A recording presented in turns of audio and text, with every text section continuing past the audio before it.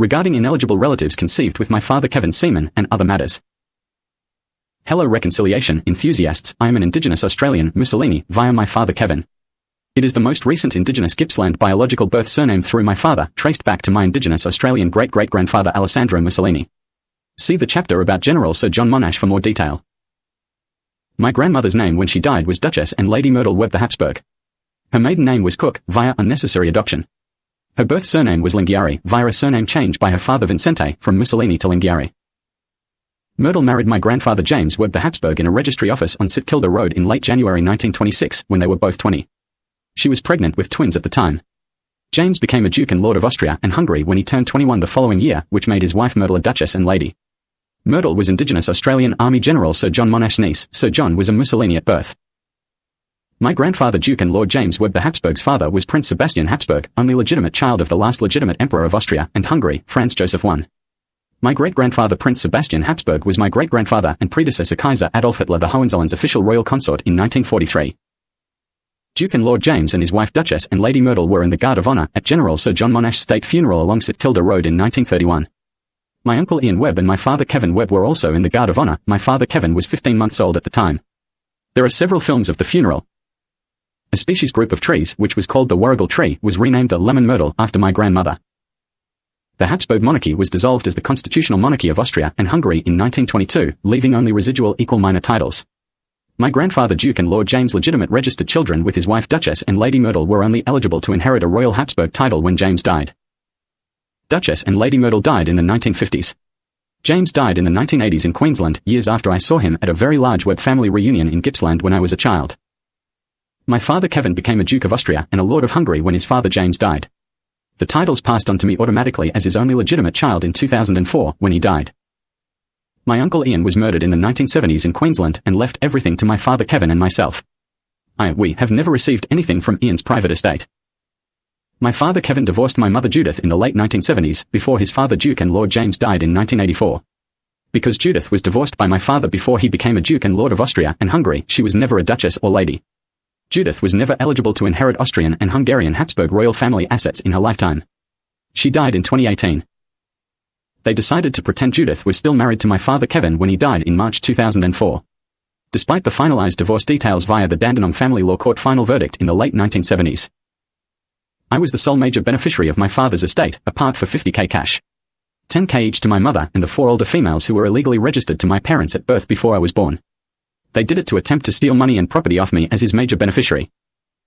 They eventually illegally sold my family home property in Yarragon to a man bred with evil Einstein sperm in Saddam Hussein's mother, who was organized crime chore dating the oldest female who used to pretend to be my sister. That female was really the granddaughter spawn of evil neo-Nazi Ricky O'Shea, who was tried at Nuremberg starting November 1945 for crimes committed with the neo-Nazis after he escaped jail in December 1943. O'Shea was the impostor Hermann going after December 1943 to the end of World War II. They now pretend O'Shea on trial at Nuremberg was going on trial for material on sites like YouTube when people look up the Nuremberg trials. They illegally sold my family home to someone bred with genocidal pedophile Albert Einstein sperm, who was squatting in my house with the granddaughter of O'Shea. One of the crimes O'Shea was convicted of at the Nuremberg trials was torturing homosexual males illegally detained in the jail O'Shea escaped from in December 1943 until the end of WW2. Dachau prison. My great-grandfather Prince Sebastian Habsburg was one of the homosexuals O'Shea tortured in 1944 and 1945. Illegally selling my house to O'Shea's granddaughter's boyfriend was follow-up stalking of my Habsburg family after WW2. As was the female herself pretending to be my father's firstborn child starting 1959. That is the way they illegally try to operate, and the unofficial way some claim they prefer to run society in Australia as neo-Nazi cooperation land. Hand in hand for organised crime. I would like to point out here that Oesterreicher's name change in 1913 was to a copy of Australia's name with 2 letters removed, Austria. Basic gibberish. My Habsburg royal family was not involved in the name change. Unfortunately, it was a direct reference to intending to stalk Australians. Particularly in reference to the Austrian lunatics-led destruction of around 1.5 million people's homes in Gippsland in 1858 via a summer arson riot. The name change did not mean that anyone who is an Australian citizen is banned from receiving inheritance in Austria or Hungary. All Prince Sebastian Habsburg's eligible children emigrated to Australia with their mother prior to 1912 and eventually became Australian citizens. They emigrated before that name changed to Austria. All were to become a Duke and Lord, or Duchess and Lady, of Austria and Hungary when they turned 21.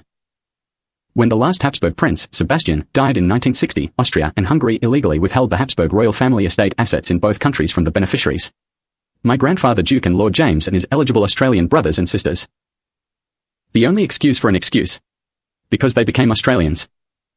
Lunatics from the USA still incorrectly claim to be evilly entitled to stalk Habsburgs in a modern organized crime Truman Show-like format. They do it because my homosexual great-great-grandfather Emperor Franz Joseph I was bashed and raped by a female from that country, and it resulted in an ineligible pregnancy. She was a transgendered female with facial hair the size of a super heavyweight wrestler. She was part of a North American organized crime run Circus Freakshow traveling Europe at the time. They tried to steal assets, possibly royal title, for her via the illegal pregnancy. They tried to force Franz Joseph I to pretend it was consenting sex, where he decided to try sex with a female despite being homosexual. Franz Joseph I was admitted to hospital after the assault. He was bare-fist punched repeatedly until unconscious, then sexually assaulted by the female and a male accomplice. He spent months in therapy afterwards. They didn't steal assets using the pregnancy then, so they're still pretending they get to pursue it now. When the estate was illegally withheld from my Webb family in Australia in 1960 when Prince Sebastian died, they started pretending it was withheld specifically so descendants bred from her illegal pregnancy could steal it. No is the answer. My indigenous grandmother. As was usual amongst Gippslanders, back to the existence of the 1.2 million plus population city of Yarragon in what is now called Latrobe Valley, my grandmother Duchess and Lady Myrtle went to a Port Phillip Bayside suburb to have all her babies. The suburb St Kilda, which had small birthing hospitals back from the bay foreshore. She did what literally tens of thousands of others had done over the years. Those small birthing hospitals looked like 1 or 2 bedroom units and the stock out of the television cartoons. Baby thefts from those birthing hospitals in Bayside suburbs like St Kilda didn't start until after World War I. Prior to then everything was fine. All but one baby was stolen off her every time she had a multiple birth. Which was most of her many pregnancies. Duchess and Lady Myrtle, born 1906, was a naturally albino indigenous Gippslander who was separated from her father Vicente as a child. It was due to a stupid discriminatory law introduced by what was then the state of Victoria's administration. It was incorrectly enforced in Myrtle's case. It was a ban on part indigenous children who had a foreign, particularly European, parent being allowed to live with the indigenous parent in indigenous communities and reserves in Victoria. My great-grandfather Vicente Lingiari is not to be mistaken for the younger Vincent with a C and no E. The handful of sand Vincent Lingiari was not my great-grandfather. My great-grandfather Vicente had been lobbying with state government on behalf of Gippslanders, walking backwards and forwards to Melbourne to do it, on various issues. His daughter Myrtle was not half European, she had 2 indigenous parents. She was albino and looked light-skin toned, so they confiscated her off her father Vicente, deciding to pretend she was half European.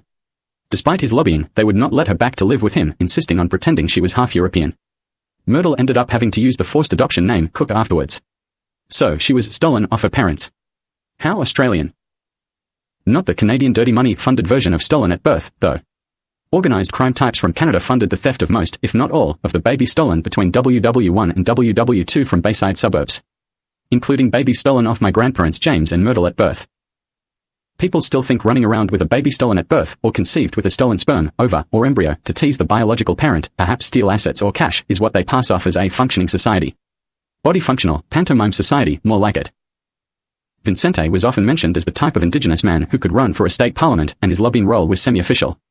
Vicente ended up lobbying heavily for his daughter to be returned to live with him, and a relevant incorrectly enforced law to be scrapped. I assume that in some ways that motivation for her being confiscated, and him being rendered unable to walk long distances, then moved to East Gippsland, was to stop him getting an official position. He was well known enough to do so. Then babies stolen off his daughter Duchess and Lady Myrtle were seen as extending that. As a separate extra motive to other baby thefts from others. Trying to interrupt the past on ancestral history of Gippsland was obviously another motive. Given the biggest city in the country was destroyed by that arson riot in early 1858. Every species of rice in the world is native to Gippsland. Federation into Australia in 1901 stripped indigenous people of the right to enrol to vote or run for parliament. Vulgar and repulsive until 1967.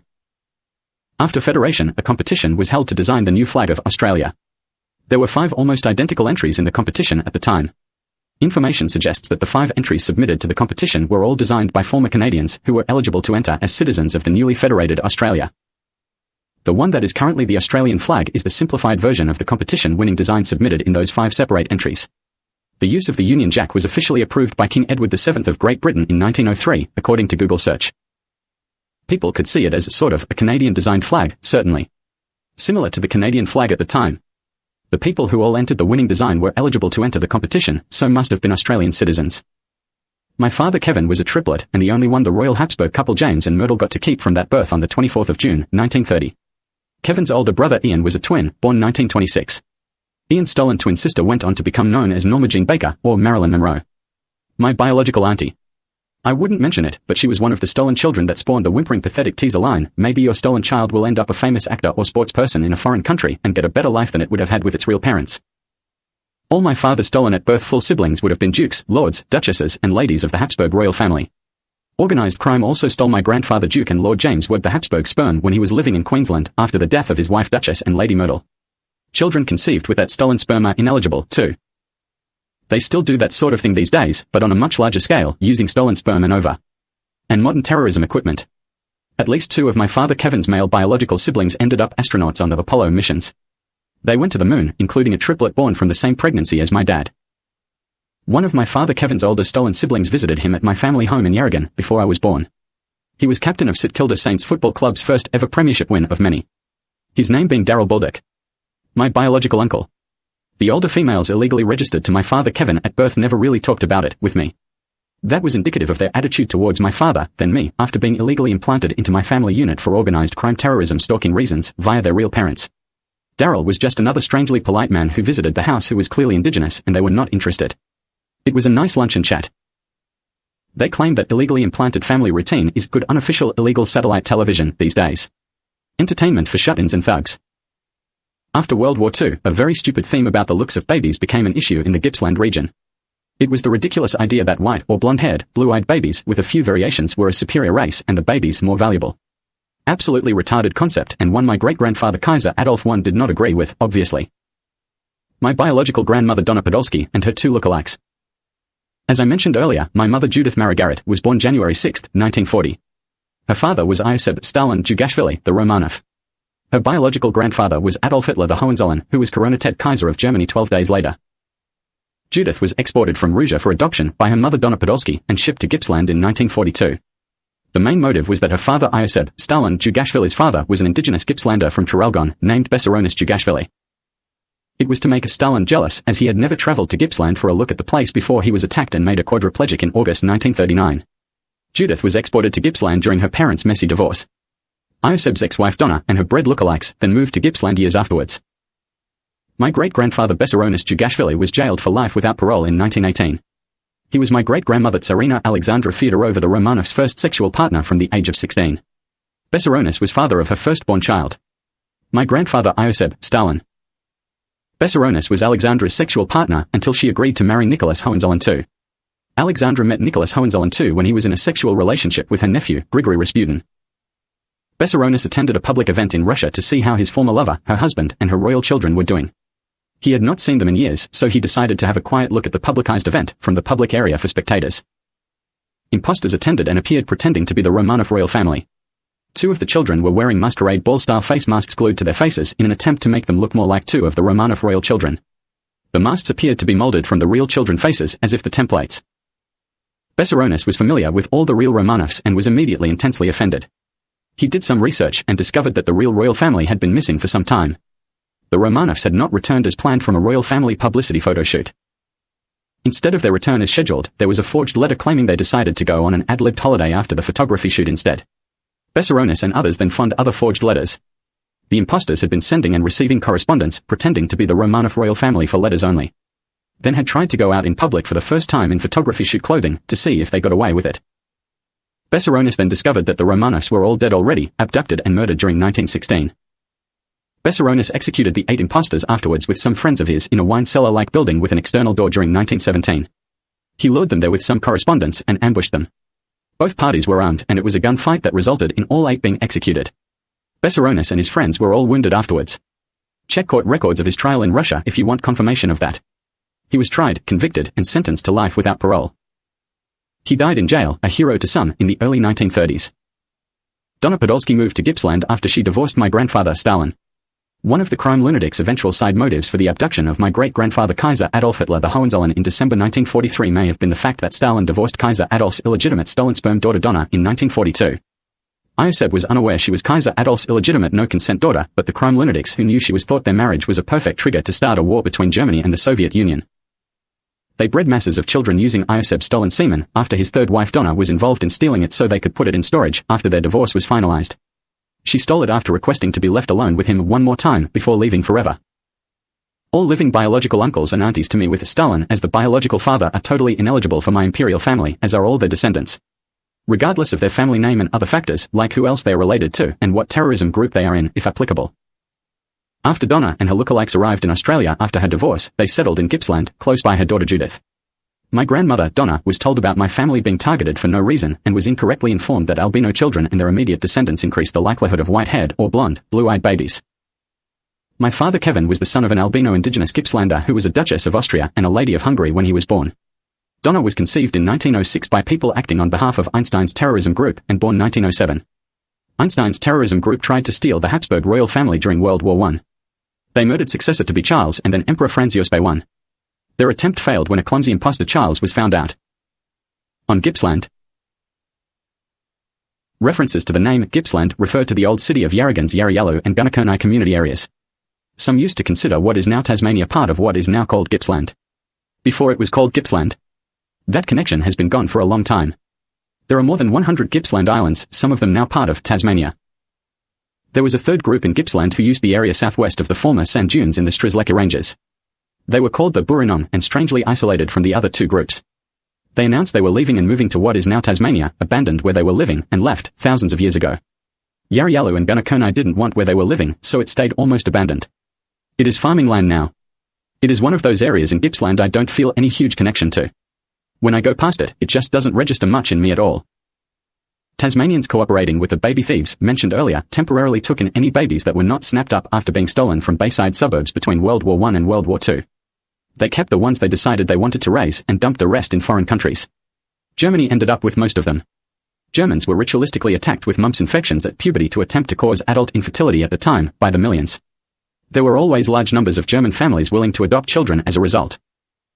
The Tasmanians involved tried to convince the stolen babies they were indigenous Tasmanians before they dumped them, including for adoption. Instead of indigenous to what is now Victoria, particularly Gippsland. There was a myriad of incidents that completely soured any possible relationship between what is now Gippsland and some descendants of Burinyong who moved to Tasmania. Some of them are lunatics who ransack anything they can find of historical value when in Gippsland, as if everything that existed before their ancestors left has to be wiped out and a new start date of the day they were all gone drawn like a line in history. They befriend terrorism groups quite often. The Burinyong all emigrated to Tasmania before the sport of native Gippsland, Australian, football was invented in Gippsland in the 1500s. It has nothing to do with them, no matter what they say. They were not involved in the invention of the sport of association football in England either, which was invented by Gippslanders living in England in deep and meaningful conversation with English people and possibly some others at the time of invention. The south coast of Gippsland is bizarrely similar in shape to the south coast of England. The two groups found it was a strange means of communication without being related. A Tasmanian that was part Gippslander who emigrated to Canada invented the sport of basketball. Gippslanders also invented billiards and 10-pin bowling, amongst others. My father Kevin had already been victimized by females when he was younger. He was a responsible man. His attitude towards gender and sexuality was admirable and he had an impeccable attitude towards homosexuals. He had conversations with females and was told quite a few times by those females they were on contraceptive pills when they were not. Some were trying to take advantage of a feeling that people needed to repopulate the area. As a result, he had several instances where he had sex with females in his late teens and 20s who said they were on contraception and were not and never talked to him again afterwards. That resulted in a few older half-siblings he was never told about. Then they moved in on him after being told he was the son of an albino and that could mean white-haired or blonde, blue-eyed babies. Kevin met one of my biological grandmother Donna's two lookalikes who was on fertility drugs but not contraception. She lied and said she was on the pill, as it was called here, and he did not need to worry about it. They had casual sex and she left. 9 months later she had twins, both with, you guessed it, bluish eyes and whitish hair. So, she told the other of my biological grandmother's two lookalikes. Around a year later, she pretended to be the first woman reappearing and said hello to him and did the same thing the other had done. They had casual sex, then she left. When the second one was 6 months pregnant, my biological grandmother, Donna, Kaiser Adolf's illegitimate stolen sperm daughter, and Ioseb Stalin, Jugashvili's ex-wife, moved in on him and pretended to be the first one again. Only this time she made like she wanted to get to know him, date, stay together, hold hands, take walks, have dinner, almost to the point of stalking, but seemingly not quite. To gain his trust she was on contraception for around 3 months whilst taking fertility pills, waiting for the second one's babies to be born. She even moved in with him at my family home he had bought and started paying off when he was about 20 at 27, Campbell Street, Yarragon. It was a little weird and slightly shocking to him. She waited until the other babies were born. At least one, you guessed it, had bluish eyes and whitish hair. So, Donna went off the contraception whilst still on the fertility drugs and waited. She then had sex with him, hung around long enough to make sure she was pregnant, and then packed her bags and left without telling him why. She had quadruplets.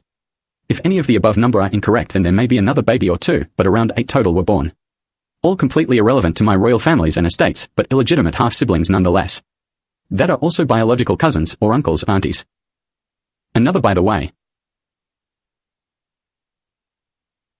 His Imperial Majesty Kaiser Wilhelm Hohenzollern II, my second predecessor, was not Queen Victoria of the United Kingdom of Great Britain's grandson. She was briefly an in-law via a very short marriage that turned out to be a really dull idea. Not biologically related. Queen Victoria was a transgendered homosexual. They both seemed to not know why they decided to try marriage afterwards, as man and wife. Maybe they were just illustrating how stupid homosexuals married to someone of the other gender can look. My father Kevin met my mother Judith. When Donna's daughter, my mother Judith, turned 17 in 1957, they introduced her to him without him knowing who her mother was. In the end, they started casually dating and not much more, as my father was not really all that keen on someone under 18. Then in 1958, after she turned 18, he asked her to marry him, and she said yes. They got married on the 3rd of May, 1958 in Mo. The marriage my great-grandfather Kaiser Adolf I looked up on the records before traveling to Gippsland in late 1971. Kevin carried her over the threshold on the wedding day, and she moved in with him at 27, Campbell Street, Yarragon. He was working 6 days a week to pay off the enormous house and block. She pretended it was all so romantic, including living together for the first time on wedding night. He did those sorts of weird laughs through the whole thing, thinking it was amusingly corny. Judith was pregnant shortly after, in around June, with their first pregnancy together. When she was sure she was pregnant, she swapped places with a vaguely related identical-looking female and stayed hidden in the local area to see if he said anything. He looked confused, frowned a lot, and my mother's impostor Pauline tried to settle into the house. Pauline was pregnant to someone else, a man called Pedersen, son of neo-Nazi lunatic Ricky O'Shea. O'Shea was tried at Nuremberg after WW2, including for pretending to be her man going until the end of WW2, after O'Shea escaped jail in December 1943. In the end, whilst my mother was still nearby, my father did not stop and say, "You're not my wife, who are you?" So, her associates who were watching him closely celebrated, and my mother went elsewhere and dumped the babies unregistered at birth, then went away to do whatever she did afterwards like the evil idiot whore she was. The first of the females that ended up pretending to be my sisters was born in March 1959, and they named her after my father's real wife, Judith. Coincidentally, it was the same year my great-grandfather Kaiser Adolf escaped prisoner of war jail in Yugoslavia. Later that year in around November, my father started thinking he married a mentally ill woman who may have been having an affair. He was correct, but unaware of the situation in full. My mother's impostor blankly refused sex and insisted on separate beds. She pretended to be my father Kevin's wife full-time. My great-grandfather Prince Sebastian Habsburg died in 1960 after the first illegally implanted child was born and went home in my father's custody. Ironically enough, if my grandfather Duke and Lord James had received his Habsburg inheritance, he could have offered my father Kevin the use of properties in Austria and or Hungary to live in. My father Kevin's wife got pregnant to him at least once a year afterwards, whilst Pauline pretended to be his wife full-time and insisted in separate beds as the usual arrangement. My mother Judith missed out on becoming a duchess and lady herself when my father Kevin divorced her and won in the late 1970s. He didn't become a duke and lord until 1984. Every year between 1960 and 1971, my mother came back, picked her knight, and jumped him for sex. She swapped places again, and the impostor wife, Pauline, pretended it was back to the usual with separate beds. Judith hid in the local area long enough to make sure she was pregnant and dumped the babies unregistered. Judith used that routine for 13 pregnancies, all whilst taking fertility drugs. Before I was born, Judith had gone elsewhere and dumped around 42 children between 1959 and 1971, all with the same parents as me. I was child 43 when I was born. The other 2 younger triplets were unborn when my father Kevin spent 5 minutes with me on the 18th of January, 1972 at sunrise, minutes after I had been born. He went back to work afterwards. The other 2 were then taken from the hospital whilst my father was at work around lunchtime, stolen from him unregistered and were 44 and 45 respectively. Of 45 conceived via actual sex. Their mother Judith did not have any children via sex that she gestated herself to anyone other than my father Kevin. Judith spent over a year at home with her husband Kevin for the first time in their marriage in 1971 to 72. She was at home making like being the female parent until she had a hysterectomy later, in 1972. After she recovered from the surgery she left, and never returned to the family home. She dumped the children she stole before birth anywhere. Had them in phone boxes in alleys near orphanages, at the docks close by seafood, etc. They often fell on their heads between her legs and were dumped quickly, thrown to people boarding boats, maybe planes, that sort of thing. She did not exhibit any normal human responses to a baby she gave birth to in her entire life. They were like inanimate objects that were not in her anymore, nothing more. Then she had that hysterectomy later, in 1972 before going AWOL. Several females swapped places pretending to be my mother when my father wasn't home when I was an infant and toddler, only one with what seemed like any sort of a partial decent attitude, and she disappeared, presumed dead. I was no secret in Europe. The 1974 FIFA World Cup in West Germany. When Europe, and I mean Europe, found out I was legitimately made His Imperial Majesty Kaiser Adolf Hitler the Hohenzollerns crown prince of his German Imperial Hohenzollern family in February 1972, it was via an idiot Italian secret service agent with a drinking and gossip problem and a German States League soccer team. They had only won a handful of titles previously. It was over 2 slow years. The Secret Service agent helped Kaiser Adolf with the documents, promised never to tell anyone, then told everyone in a pub in Italy after going out for a drink the same day. It culminated in tens of thousands of people showing up to the 1974 Soccer World Cup to yell abuse and some threats at me during the tournament when the Socceroos were playing, thinking I'd be watching on TV at 2 years old. It was a tournament Australia's Socceroos qualified for the first time ever. The Australian team non-mysteriously drew both nations called Germany, and the only team in the competition spelt like the word child. Chile. Thighs involved behaved as if I would have been woken up for it, my eyes propped open, taped up in front of the TV a little to close and forced to watch it by fake mommy. Like Santa's little helper and Mr. Burns. There were some supportive sounding comments apparently, I will say that. A very loud yay, a new Kaiser here and there apparently. One person, who thinks they are world famous and would demand I mention them, yelled, "Oh, how dare you be the legitimate heir to that homosexual Kaiser Hitler," very loud. People, mainly from teams other than West Germany said, "Oh come on, you can't say that. We are pretending he was an evil heterosexual who was having it off with Eva Braun. And West Germany won the tournament, so that person thinks they are famous." Both Germanys tried to work out if the Socceroos knew an Australian child, me, had been named Kaiser Adolf I's heir during the 2 matches, and both scored saying, "Oh, they don't know." Like a Lector movie or something. I am assuming it was Austrians and Hungarians who yelled in that strange generic voice of the region, "We don't want you to become the new Kaiser because you are Australian. And you could be black." Even my father's father Duke and Lord James didn't get his Austrian and Hungarian inheritance assets when his father Prince Sebastian died in 1960, with the excuse being, because he became an Australian, the rest doesn't even take an abacus. My grandfather Duke and Lord James Webb the Habsburg was still alive in 1974, he died in 1984. I will inform those people who stared at the TV cameras and yelled stuff out at me, yet again, that we still did not have TV reception in my hometown of Yarragon at the time. Not that there would have been any guarantees the tournament was on TV. We did get reception shortly after, and as soon as a neighbor got a watchable picture, my father went and bought one to cheer me up for when I got home from a hospital stay. I was plonked in front of it after getting home from hospital one day, after being attacked and hospitalized whilst my father was not home, again, and saw some early televomit fiction. It is a lot worse now. There is more of it, and it is on specialist channels on rotation. They just rework the same material over and over every couple of months like a full-time job, turned industry. Since I was born and named Kaiser Adolf's sole legitimate successor, the fictional vomit about him on TV has gotten worse over the years. If they pretended he killed 1 million Jews and homosexuals during World War I before I was born, it became anywhere from 6 to 20 million in the years after I was born, if you understand me. Exaggeration of the already invented camouflage fiction after I was born also came with modern techno performance exaggerating drugs to cheat sport with, by the way. I watched 48 seconds of a pay TV documentary once where the footage had been computer altered to make Kaiser Adolf look like he was impersonating illegal satellite footage of my dad Kevin, sitting on the couch talking to me at home. They pretended he was impersonating my father Kevin rubbing his chin, with Adolf saying he's thinking, "Millimeter, there she is over there.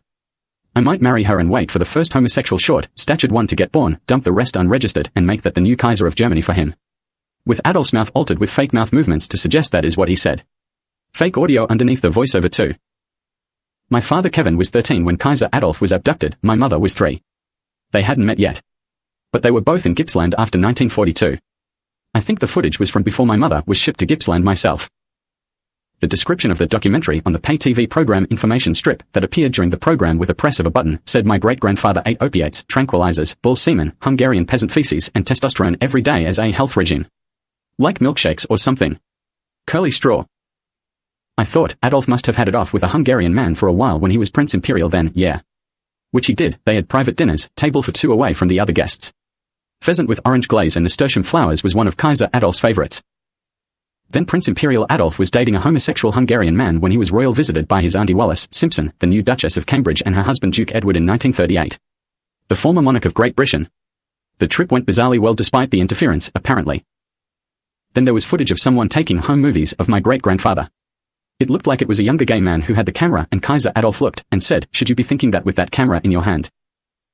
They had voiced it over and said it was home movies taken by Eva Braun and I had to switch it off. Adolf never actually met Janet at all. 48 seconds was all I could manage and I was surprised I lasted that long, really.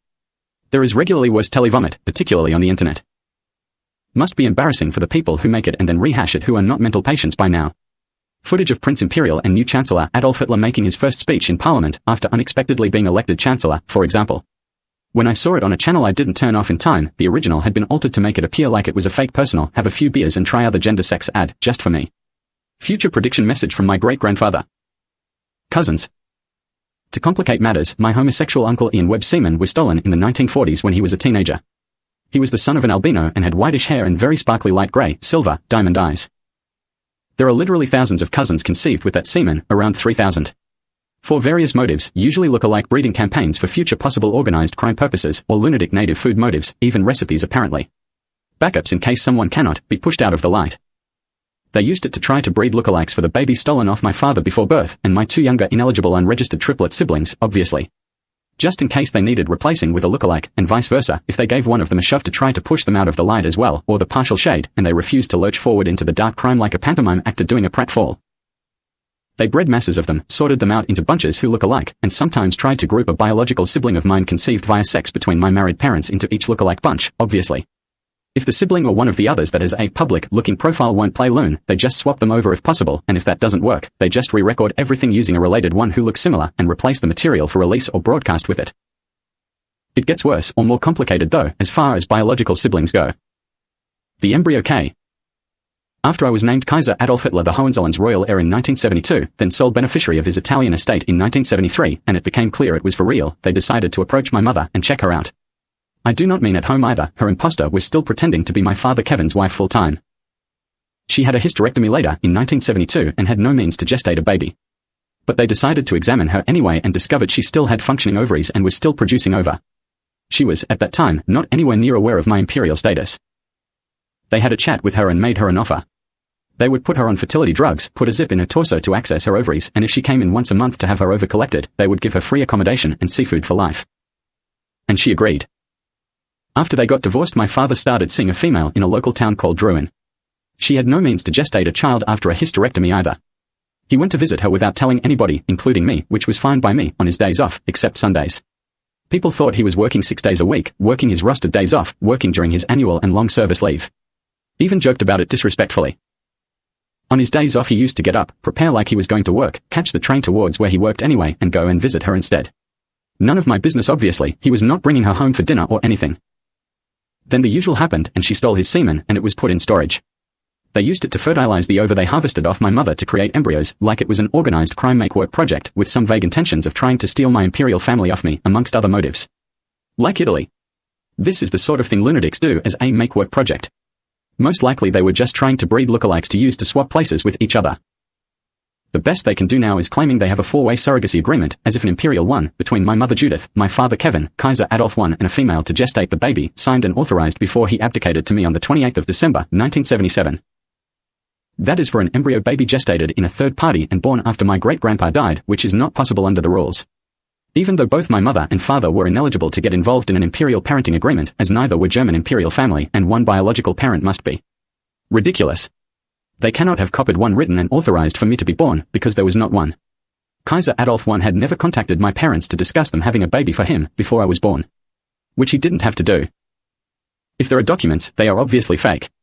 Most of the females who gestated the embryos without consent from my father or mother just happened to be representatives of organized crime or terrorism organizations who just happened to have been trying to steal money, property etc. off me, in some cases for decades, 40 years or more in some instances. Like Vincent Corleone's sister, for example. No chance of any of them ever getting into my imperial family. It is a ridiculous concept. I do not tolerate people pretending that one of them, who they claim has public fame on its side, will be taking over my imperial family if something happens to me, by pretending my mother approached my father and said, I still have functioning ovaries, let's have some children gestated in a third party, so Kaiser Adolf has a backup to Crown Prince Brian Webb and contact Adolf in Italy for some documents. There is only one set of documents, and they are for me, and he could not use the rule to name another biological great-grandchild, and he died when I was 10. Pretending biological siblings born after he died could be eligible as backups is ridiculous fiction. If they have documents, they are fake and there is some potentially serious jail time. And most of the around 1,000, apparently, just happen to have been gestated in organized crime and terrorist types, including match-fixing trash. Really? No offense to the decent human beings amongst the biological siblings. My father Kevin and my mother Judith divorced in the late 1970s. They had no other biological children in their joint custody before or after I was born. I was the only biological child of my parents. I was still the cause of child maintenance support payments ordered by the divorce court order from my father Kevin to his ex-wife Judith, until I turned 16 in 1988. If there were any younger siblings registered to them both who went home in their joint custody, a sharing thing, I would have noticed. So would the courts at the divorce hearing.